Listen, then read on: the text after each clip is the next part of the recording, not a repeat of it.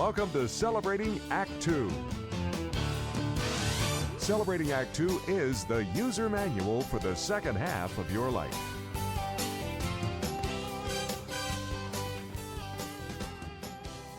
Welcome back. We're here today with my partner, John Coleman, and our special guest, Dr. Liz Lister. How are you, John and Liz? Good. All right, Liz, how you doing this morning? Doing great, thank you. Hey, what we wanted to talk about today was the COVID 19 virus. A little bit different of a twist, something I haven't heard anybody talk about, and that is I know there's disparities between groups of people like African Americans seem to be having a higher rate than white people, but I haven't heard anything about the difference between men and women. Is there Mhm. Are men and women equally susceptible to the COVID-19? Yes, they are equally contracting the virus. However, it appears this is very consistent around the world that men get sicker with the virus potentially than women. Hmm. Mhm. Why do you know why? Have you research told you why? There's a lot of theories right now. So this was first reported from the very beginning out of China, and they ascribed it to a higher rate of smoking among men than among women in China. And what they noticed was that of the people who got really, really severely ill with the COVID-19 illness and and possibly ended up on a ventilator needing to help them breathe, that men were about two-thirds of those cases, whereas women were only about a third. So in China, that's what they ascribed it to. They thought there were higher rates of smoking and more rates of lung disease in the men. Well, Because of the fact that it appeared to be a respiratory issue as opposed to coronary and other issues, which have also come yes, to the forefront. exactly. Well, it's definitely a respiratory virus. However, as you're alluding to, it impacts all the other systems in the body. However, it definitely starts out as a respiratory infection and then has a lot of other effects that radiate out to the whole body. So then we found since then, for example, then the very big outbreaks in Italy and in New York City, where we've got data, good, there's mostly good reporting with whether the person is male or female. And they're finding the same thing, the same breakdown among the severe cases, which is about two-thirds men, about one-third women. So then they started looking at why would that be, right? Sure. And they found the first theory, I could let you gentlemen guess what would be the first thing that comes to mind when you think about the most basic difference between men and women. Well, perhaps riskier behavior. Okay, that's you're right. That is part of it. For me, the first thing I think of is the hormonal differences. Of Oh, right. course. That's me. That's what I think. How silly of me. Of course, John, Right? hormonal. Yes. Now, Right? interesting that that would be the first thing you think of, but because as we're still talking about the majority of severe cases are people over 60 for Yes. an Yes. arguable break point. All right. Yes. So we're talking, and we're talking about Chinese people over 60, two-thirds were men. People in New York, people in Italy over 60 get severe, two-thirds were men. Um, and if you're over 60, your hormone levels are dropping, whether you're man or woman. If you're a woman, as you explained in a previous video, for females, your hormonal levels drop precipitously. You know, Yes. at we'll say 55. Yes. If you're a man, hormones are your testosterone is dropping regularly, slowly but regularly, and by the time you're 60 or 65, how many, I mean, I keep seeing commercials for low T. Get Right. your whatever Exactly. this Yeah. medicine is, ask your Yes. doctor because you've got low T. Um, so is it the lack of testosterone that But Okay. maybe is before we turn it making over us to more you, susceptible? obviously John has been listening to I your know, previous very sessions. proud. Good. I'm impressed, Dr. John. I'm a Yes, So, good student. I've been absolutely. taking notes, by the way. well, you Yeah, have. but and I apologize for such a long Oh, you don't. a long way to get to it. But Dr. Liz Lister, you are the expert. Is it our lack of testosterone or our low hormonal levels that are making us more susceptible than women? Okay. I'm going to give you two parts of this answer. One, and I want to echo what Art said. Yay, John. Absolutely, you are correct.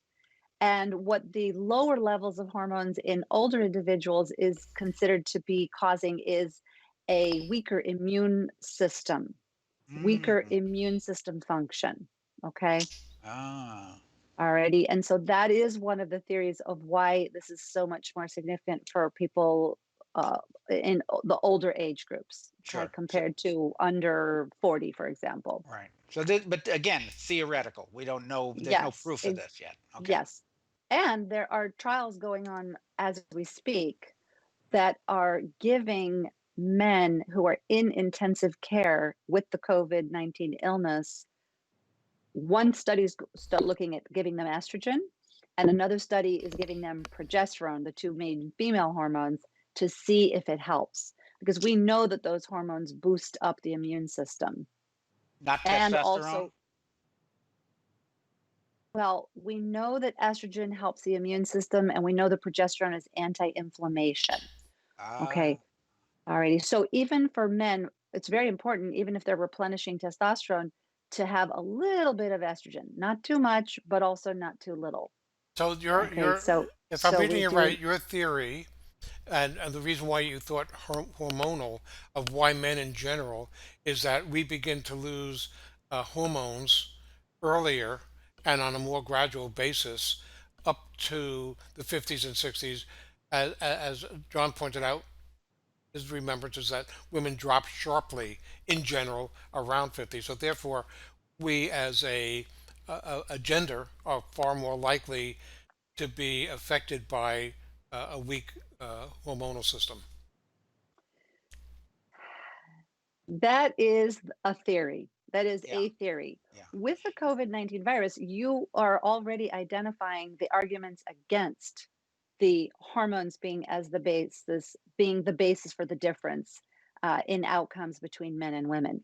You started to mention a couple of other items which are also part of the picture. For example, you mentioned riskier behavior.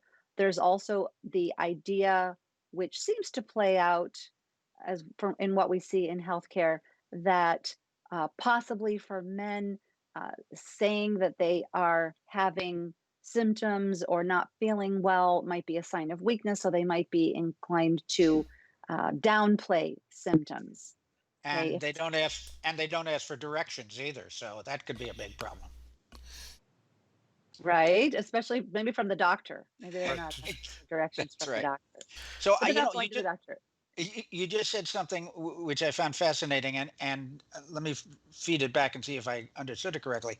You said that the low levels of testosterone were not directly the cause of the more susceptibility to the virus. It was the indirect reason because low testosterone weakens our immune system, and that makes us more susceptible to a severe case of COVID-19.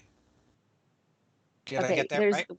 well, there's two pieces of this. So again, just to recap it really quickly, the one theory that a lot of researchers are following at the moment of why men are suffering so much more severe illness with this virus than women has to do with hormonal differences. So they're putting that to the test right now.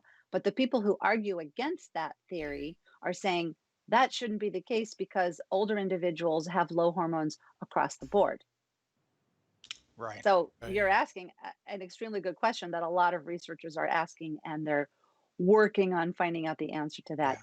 I think it's going to be a really long time until we can backtrack a significant number of cases and find out if the women who are getting the virus are on hormone replenishment, I mean, that's going to be a really long time until we have that.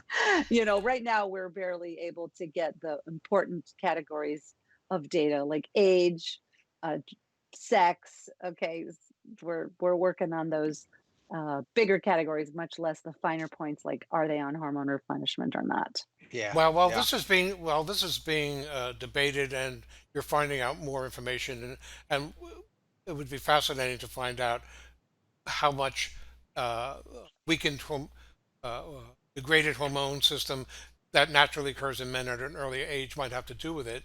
In, Irrespective of all that, are there any specific things that you could recommend as part of your practice to people in general, like beyond me, that I'm not taking D3?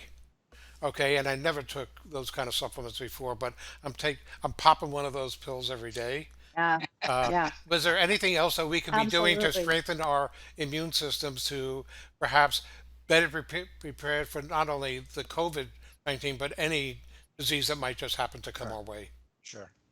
Yes, absolutely. And that also is to this point of the sex differences between men and women with this virus is that it's just possible that men have a higher incidence of underlying conditions. So that's what I would say in answer to your question is make sure you're taking care of your health in general. You're getting your heart health attended to, get your routine screenings. I know things have been a little bit on hold lately, but the doctors are coming back into their practices and restarting the more general care. So that's crucially important. Get blood pressure under control, get heart disease addressed. Don't drink too much alcohol. Make sure liver disease is doing okay and is as minimized as possible. Okay, you lost me at the alcohol part. Sorry. Right, and you have work to do in your arbor. Yeah, what Uh, do you think's in here? Really? Seriously.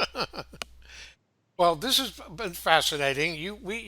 I'm beginning to feel like we're like first year med students in Dr. Liz's I'll deal with these guys as best I can School of In the Medicine, school of Dr. Liz Lister. I love it. right? So I think with that, these are important things that basically you're saying take care of ourselves as best we can and get our health as good as it possibly can to fight it off. And Art, of course, continue to take your D3 supplements. That's right, Art. Yes. We need you to stick around for a while, you know? Okay. So, Celebrating Act Two is half Art Kirsch. Really? Come on. anyway, Dr. Liz Lester, thank you so much. Hey, Dr. Liz, you have a ton of articles on, maybe not a ton, but a lot of good articles and videos on your website. Tell us about that. I love putting out information. It's really my favorite part of what I do is helping people learn about their bodies, learn about their health, learn how to be proactive. That's what I endeavor to put onto my blog page and also whatever else I can put up. I'm constantly building out the website even more. Just and, relaunched and it that would be recently to help. www.drlizmd.com. Yep, you got it. DRLIZMD.com. Great. That's easy. Good. Well, Dr. Liz Lister, thank you again so very much for this great information. Even though it's, what do you call it? Tentative information. It's theoretical. I mean, we're learning Yeah, about the COVID-19 as we go, and I think you said it exactly. earlier. We're going to have to look back a year from now, 2 years from now, and Yes, and find out what really happened. So, but this is exactly. great information to stay abreast of it. So, thank you. Thank you. Thank you. Pleasure. For more on Celebrating Act Two, visit our webpage, follow us on Facebook, subscribe to us on YouTube, and tell your friends. Celebrating Act Two is the user manual for the second half of your life.